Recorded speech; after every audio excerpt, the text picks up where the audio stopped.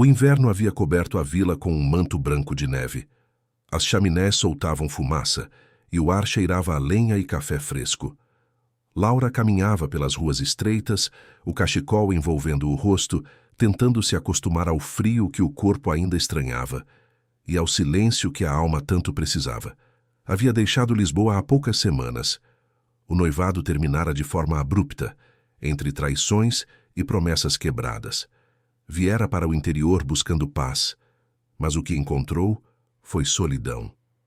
Apenas o som distante de um piano tocando em alguma casa vizinha parecia preencher o vazio das noites longas. Todas as manhãs, ela atravessava a praça para chegar à pequena escola onde ensinava literatura. O caminho passava por um café antigo, de fachada azul, sempre com o mesmo homem sentado à janela. O olhar distante, uma xícara nas mãos e um caderno de anotações à frente. Ela nunca ouvira falar com ninguém, mas toda vez que passava, ele levantava o olhar, apenas por um segundo. E esse segundo era o suficiente para fazer o tempo desacelerar. Na terceira semana, a neve caiu mais forte. O vento empurrava os flocos contra as janelas, e o som do piano, lá longe, voltou a ecoar. Laura seguia o som como se fosse um chamado. Os passos a levaram até uma casa no alto da colina, perto do lago. A música cessou quando ela bateu a porta.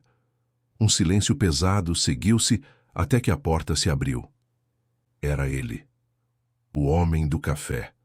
O olhar dele era o mesmo, azul e profundo como a água congelada do lago. "Desculpe", disse ela constrangida. "O som da música me trouxe até aqui." Ele sorriu de leve, quase imperceptível. "Então ainda há quem ouça." Laura ficou sem reação. "É linda." "É antiga", respondeu ele. "Uma canção que o tempo esqueceu." Ela hesitou antes de se apresentar. "Seu Laura, acabei de me mudar para a vila." "Eu sei", disse ele. "As pessoas daqui falam de quem chega." Ele se afastou, abrindo espaço para ela entrar. O interior da casa era simples, aquecido pelo fogo da lareira. Havia partituras espalhadas por toda a parte. "É músico?" perguntou ela admirada. "Era", respondeu sem emoção. "Agora só toco para o vento." Laura olhou ao redor, sentindo o contraste entre o calor da lareira e o frio do olhar dele. "A música tem o poder de curar, sabia?" disse, tentando quebrar o silêncio. Ele a observou por alguns segundos antes de responder. "Só cura quem quer ser curado." O som do vento cortando lá fora fez as chamas tremerem. Laura sorriu, mesmo sem entender completamente aquele homem. Havia algo nele que misturava dor e paz, como se cada nota que tocava fosse uma lembrança que o mundo não devia ouvir. Ao sair, ela se virou e disse: "Continue tocando. Às vezes o vento leva a melodia para quem precisa ouvir." Ele apenas assentiu. Mas quando ela desapareceu na curva da estrada, Miguel voltou ao piano e sorriu pela primeira vez em anos. Não sabia por quê. Só sabia que aquela mulher parecia ter a voz do passado e o perfume de uma promessa antiga. Os dias seguintes foram lentos, arrastados pelo vento frio que soprava das montanhas. Laura voltava à rotina de aulas, as crianças correndo pela escola, ao som dos sinos que marcavam as horas. Mas, em meio a tudo isso, o pensamento insistia em voltar à casa no alto da colina. Aquele homem misterioso e o som do piano pareciam fazer parte de algo que ela ainda não compreendia. Durante as noites silenciosas, o eco da melodia continuava a preencher seus pensamentos, como uma lembrança antiga que se recusava a ir embora. Certa tarde, o céu começou a se abrir, e o sol pálido da montanha iluminou o caminho até o café da praça. Laura entrou para se aquecer, e ao olhar para o canto de sempre, ele estava lá. Miguel. O mesmo casaco escuro, o mesmo olhar distraído. Ela hesitou antes de se aproximar, mas algo dentro dela pedia para não deixar o silêncio vencer. "Posso me sentar?" perguntou com um sorriso tímido. Ele levantou os olhos devagar e respondeu: "Pode, se não se importar com o silêncio." Laura riu. Silêncio é melhor do que conversa vazia. O sorriso dele se ampliou um pouco. Pediram café, e o tempo passou sem pressa. Falavam pouco, mas cada pausa parecia cheia de significados. Depois de um tempo, ela comentou: "A música que ouvi naquele dia, parece que conheço." Miguel desviou o olhar. "Duvido. É uma composição antiga. Nunca foi gravada." "Tem nome?" insistiu. Ele hesitou. "Promessa de Inverno." O nome a fez estremecer. Algo naquela frase a tocou profundamente, como se despertasse algo que o coração reconhecesse, mas a mente ainda não lembrava. "É linda", disse quase num sussurro. "Por que nunca gravou?" Miguel respirou fundo. "Porque ela não está completa. Faltam as notas finais." "E por que parou?" O olhar dele ficou distante. "Porque a pessoa que me inspirou a compor morreu antes de ouvir o final." O silêncio que se seguiu foi pesado, mas não desconfortável. Laura sentia que havia algo ali, uma dor antiga, um vazio que ele tentava preencher com música e neve. Antes de ir embora, ela deixou sobre a mesa um pequeno marcador de livro com uma frase escrita à mão: "A vida sempre devolve o que a alma não esquece." Miguel olhou para o papel e sorriu pela primeira vez sem amargura. Aquela mulher falava com o mesmo jeito que alguém do passado dele falava. Mas isso seria impossível. Naquela noite ele voltou a tocar o piano. As notas ecoaram pela casa, suaves como o vento lá fora. Pela primeira vez em anos, algo novo nasceu na melodia, uma leveza que ele acreditava ter esquecido. Enquanto isso, do outro lado da vila, Laura olhava o céu pela janela. A música parecia atravessar o vale e alcançá-la, e o coração dela batia no mesmo ritmo que as notas. O destino, mais uma vez, começava a desenhar o reencontro de duas almas que o tempo tentou separar. Mas o inverno ainda tinha segredos guardados, e um deles logo viria à tona.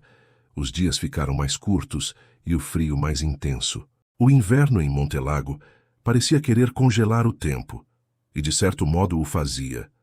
A neve cobria as ruas, e o som das risadas das crianças contrastava com o silêncio sereno que envolvia as casas antigas. Laura começava a se acostumar à rotina.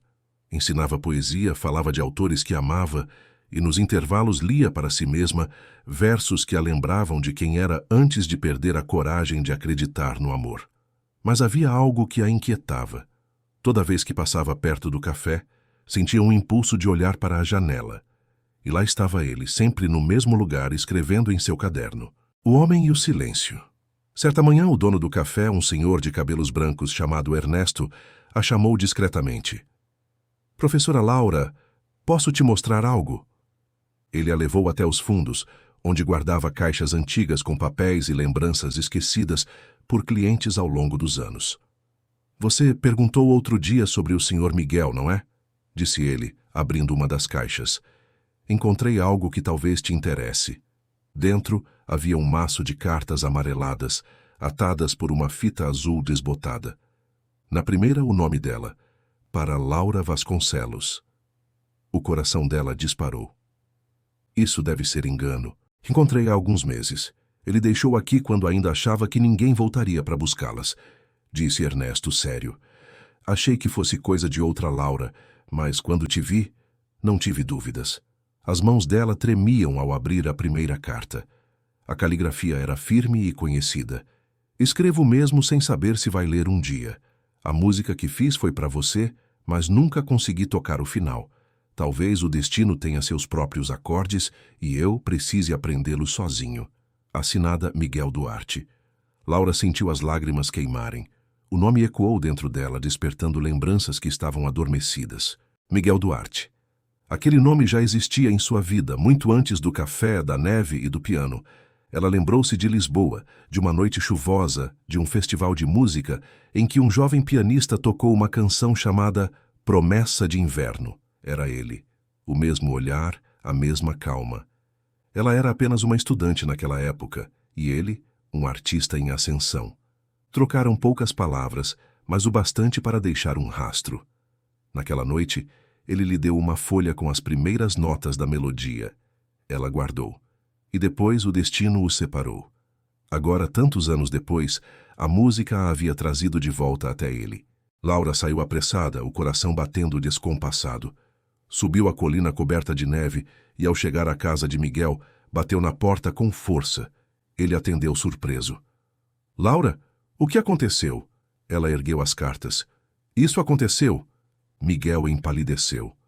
Onde conseguiu isso? No café. Você as deixou lá, por quê? Ele respirou fundo, como quem carrega anos de silêncio na garganta. Eu escrevi para você há 8 anos. 8 anos? Ela repetiu, incrédula. Naquela noite em Lisboa, quando toquei Promessa de Inverno. Eu lembro, sussurrou. Você desapareceu logo depois. Miguel desviou o olhar. Minha irmã sofreu um acidente naquela mesma noite. Eu deixei tudo, a carreira, a cidade, até o piano. Achei que você nunca entenderia. O silêncio se estendeu, cheio de dor e ternura. Laura deu um passo à frente. E mesmo assim, continuou escrevendo, porque eu precisava acreditar que o destino ainda sabia o nosso endereço. As lágrimas caíram sem controle. Ele se aproximou, com os olhos marejados. Quando te vi entrando na minha casa naquela tarde, achei que estava sonhando. Mas o destino, Laura, ele é teimoso. Ela encostou a mão no peito dele.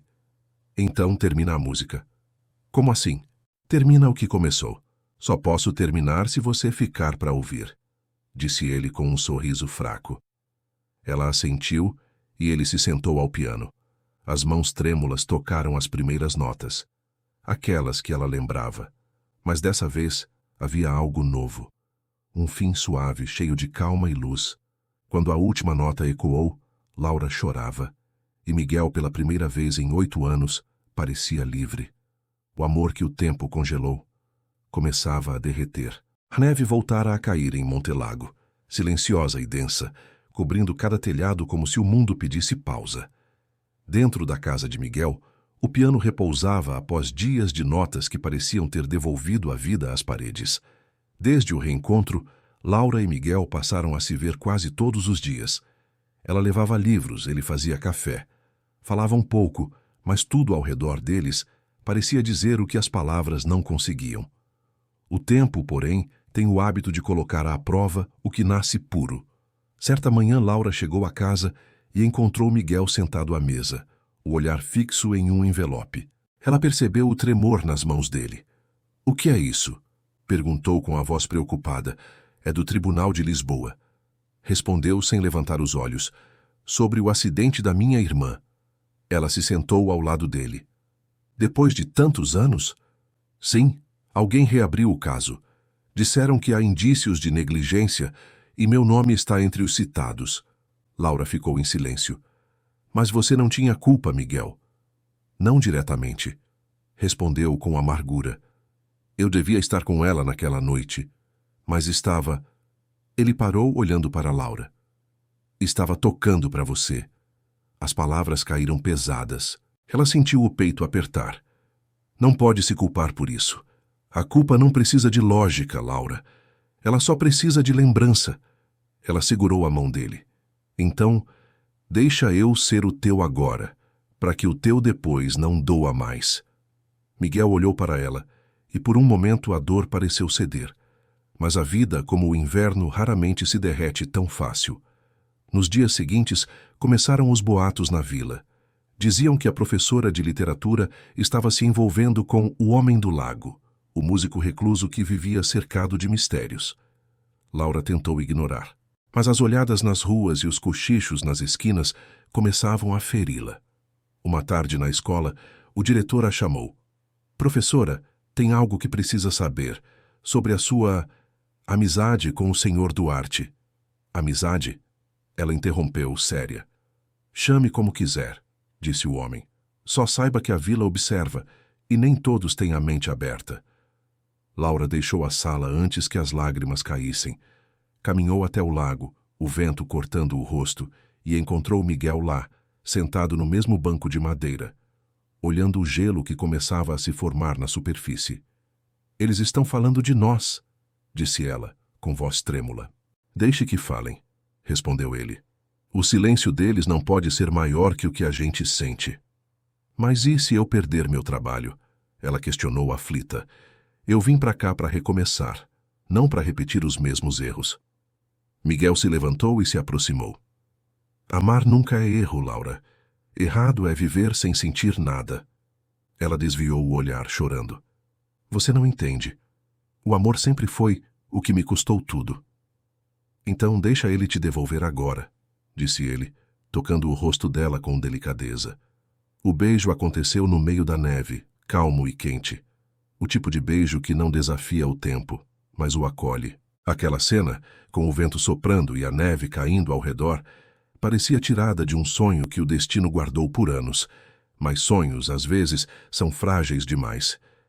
Dias depois, uma carta chegou. Laura foi quem a encontrou, deixada na porta da loja onde comprava livros. O remetente, Advocacia de Lisboa. No envelope, uma notificação. Miguel Duarte seria chamado para depor. E junto à carta, um bilhete sem assinatura. O passado sempre volta, e o amor não é suficiente para mudar o que foi escrito. Helena sentiu o frio atravessar a alma. O amor que finalmente florescia seria, mais uma vez, testado pelo tempo e pela dor. Naquela noite, ela foi até a casa dele. Miguel estava ao piano, mas as notas soavam diferentes, sombrias, partidas. Ela o observou de longe, e o som das teclas parecia um pedido de socorro. Eu não vou deixar você enfrentar isso sozinho, disse ela decidida. Ele parou de tocar, o olhar cansado. Não sei se consigo tocar mais uma vez sem perder você de novo. Laura se aproximou. Então toca por nós. E se o destino não quiser? A gente desafia. O vento uivava lá fora e o fogo da lareira tremeluzia. Naquele instante não havia tribunal, nem vilarejo, nem passado. Havia apenas dois corações tentando resistir à força de um inverno que ainda não tinha terminado. Os dias que se seguiram foram silenciosos. O lago começava a congelar, refletindo o cinza do céu e o branco da neve que cobria a vila. Dentro da casa de Miguel, o piano permanecia fechado, como se o silêncio agora falasse por ele. Laura passava as tardes na escola, mas já não sorria com a mesma leveza. As crianças percebiam, os colegas também. Havia um vazio no olhar dela, o tipo de vazio que só o amor interrompido é capaz de deixar. Uma noite, ao voltar para casa, encontrou a porta entreaberta. Sobre a mesa, um envelope simples com o nome dela escrito à mão. O coração acelerou. Abriu com cuidado. Laura, eu precisei partir antes que a dor fizesse você me odiar. O tribunal me chamou para depor em Lisboa. Não quero que espere. Se o destino for justo, ele vai saber nos devolver. M. As lágrimas escorreram sem aviso. O som do vento lá fora parecia zombar de toda a promessa. Ela sentou no chão, abraçada à carta, sentindo o cheiro leve de café e tinta. O cheiro dele. Nos dias seguintes, a vila parecia mais fria. Miguel havia ido embora, e com ele, o pouco de calor que o inverno permitia. Laura passou a caminhar até o lago todas as tardes. O vento cortava o rosto, mas ela não se importava. Ali, sentada no mesmo banco onde se beijaram pela primeira vez, ela fechava os olhos e ouvia as notas da promessa de inverno ecoando na memória. Uma tarde, o diretor da escola a chamou novamente. Professora Laura, ouvi dizer que está pensando em ir embora. Ela o olhou, surpresa. Não decidi nada ainda. Pois devia pensar, disse o homem. Há escolas em cidades grandes que aceitariam alguém com sua formação. Montelago não é lugar para quem carrega o passado nas costas. Laura respirou fundo, contendo as lágrimas. O problema é que o passado não fica em lugar nenhum. Ele viaja conosco. Saiu antes que ele pudesse responder. Naquela noite, a vila inteira perdeu a luz por causa da nevasca. Ela acendeu velas e pegou o caderno onde Miguel escrevera as partituras. As páginas estavam cheias de anotações e rabiscos, mas entre elas, uma folha dobrada chamava a atenção. No verso, uma frase. A última nota de uma música só faz sentido se alguém ficar para ouvi-la. Laura chorou. Sabia que onde quer que ele estivesse, aquela frase também era para ela. Os dias se tornaram semanas.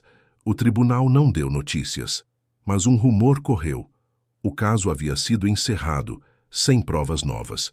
Miguel estava livre, mas ninguém sabia onde ele estava. Certa manhã, ao abrir a janela, Laura viu o primeiro raio de sol depois de semanas de céu nublado.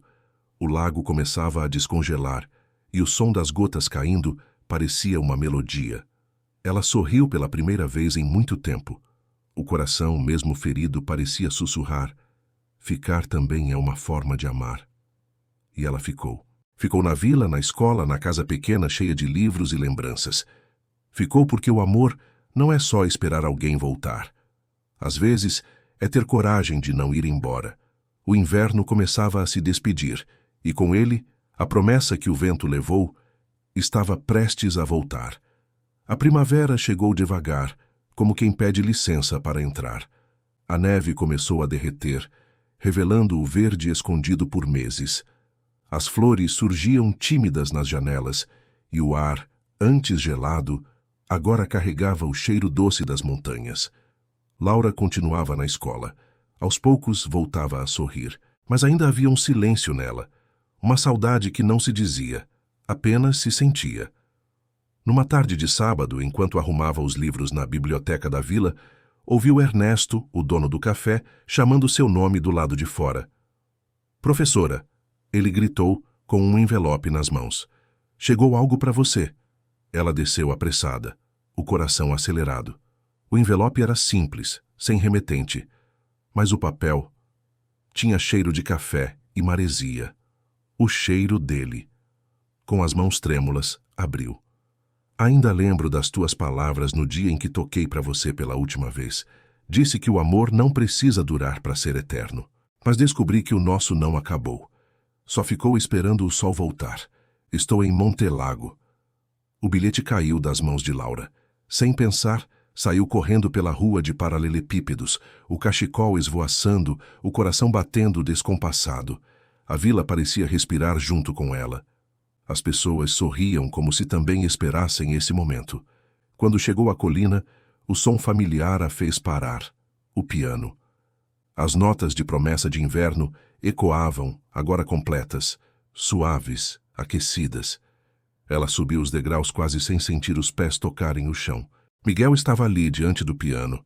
O mesmo casaco escuro, mas um olhar diferente. Leve, vivo, em paz. Quando a viu, o sorriso foi instantâneo. "Eu disse que o destino era teimoso." Ele brincou com voz baixa. Laura respirou fundo, tentando conter as lágrimas. "Pensei que você não voltaria." "Pensei o mesmo." Ele respondeu. "Mas o amor sempre acha o caminho." Ela se aproximou. "E o tribunal?" "Acabou", disse ele. "Provaram que o caso foi encerrado por falta de fundamento. Eu fiquei livre. Mas entendi que liberdade sem você não significava nada." Ela riu entre lágrimas. "Então veio me encontrar." "Não", respondeu ele sorrindo. "Vim me reencontrar." Ele se levantou e estendeu a mão. "E você? Ainda acredita em promessas?" "Só nas que sobrevivem ao inverno." O abraço foi longo, silencioso, cheio de tudo o que não coube nas palavras. O perfume dela misturou-se ao dele, e o som do piano, agora calado, parecia apenas observar o reencontro que o destino tanto adiou. Depois saíram juntos. O sol caía atrás das montanhas, e o lago, ainda derretendo, refletia as cores do entardecer. "Vai tocar de novo?" ela perguntou com um sorriso. "Só se você ficar para ouvir." "Eu fiquei, Miguel", respondeu entre risos e lágrimas. "Eu sempre fiquei." O beijo veio leve, doce, o tipo que sela uma promessa antiga e cumpre tudo o que o tempo adiou. O vento soprou suave e, pela primeira vez, o frio parecia acolhedor, porque o inverno terminara, e o amor finalmente havia aprendido a florescer. Para mais histórias como esta, se inscreva no canal. E se gostou, curte, comente e mande para uma amiga romântica que vai gostar.